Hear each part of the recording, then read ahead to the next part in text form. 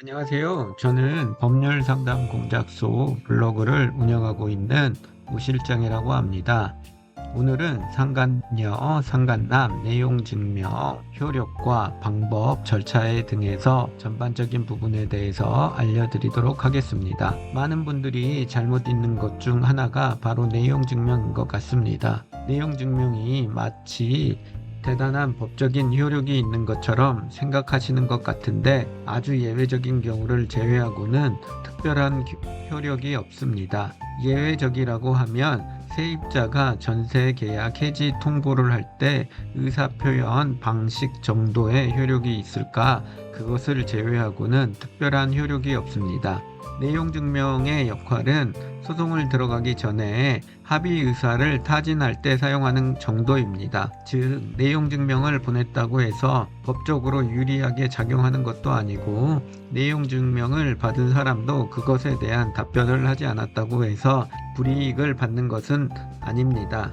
이것은 상간자 소송에서도 동일하게 작용합니다. 물론 상간자 소송에서 원고들의 경우에는 소송을 통해서 받는 위자료보다도 피고와 합의를 해서 받을 수 있는 위자료 액수가 더 많을 수 있기 때문에 그런 것을 위해서 사용되는 정도입니다. 즉, 피고가 이런 상황에 대해서 두려워하고 있을 때 간접적인 그리고 합법적인 협박 아닌 협박의 방식으로 사용할 수가 있습니다. 물론 어떤 피고는 무대응으로 일관을 하거나 터무니없는 합의금을 제시하는 경우도 있고, 이런 경우에는 내용 증명은 그냥 헛된 일을 한 것에 불과합니다. 이런 경우 이후 소송을 했더라도 피고에게 페널티는 있지 않고 위자료 액수가 올라가지는 않습니다. 그런데 만일 어떤 피고는 너무 두려워해서 원고가 제시한 금액을 무조건 합의를 하려고 하는 피고들이 존재합니다.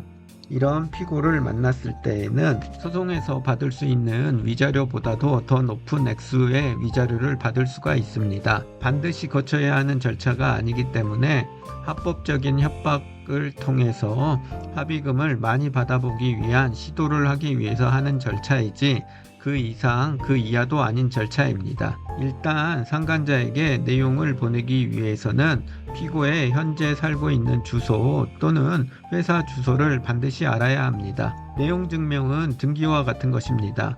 즉, 피고의 정확한 회사 주소 또는 현재 살고 있는 곳을 알아야지만 보낼 수 있습니다. 만일 모르는 경우에는 내용 증명을 보낼 수가 없습니다. 대부분의 원고들이 피고의 현재 집 주소나 회사 주소를 모르는 경우가 많기 때문에 보낼 수 없는 경우가 많습니다. 이런 경우는 상간자 소송을 해서 피고의 인적사항을 파악하고 그리고 초본을 발급해야 집 주소를 알 수가 있습니다. 그리고 주소를 알았다라고 하더라도 상간자가 받지 않거나 또는 당사자가 아닌 것처럼 수령을 거부할 경우에는 반송이 되어 보낼 수가 없습니다.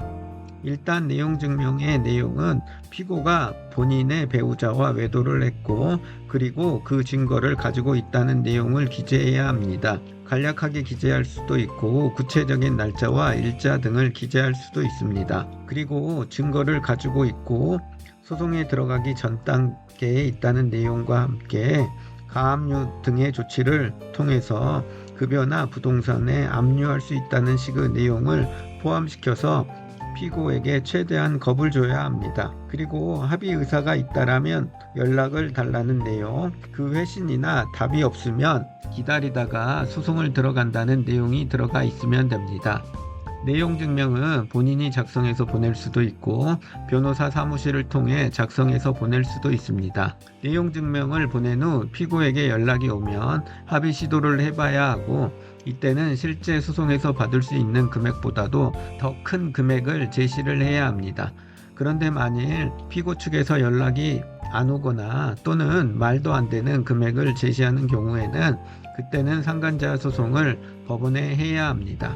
종합해보면 상간남, 상간녀 소송 전에 내용 증명을 보내는 것은 반드시 해야 하는 절차는 아닙니다. 소송을 할 때보다 더 큰 위자료를 받기 위한 시도를 하는 것입니다. 피고가 원고의 바람대로 응해주면 소송을 하기 전에 끝날 수가 있습니다.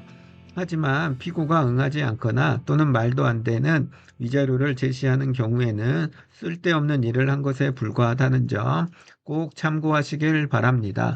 오늘은 상간남, 상간녀 수송의 내용 증명에 대해서 간략하게 알려드렸습니다.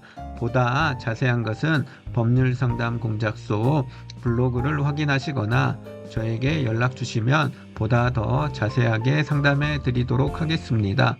오늘도 저의 영상 시청해 주셔서 고맙습니다. 감사합니다.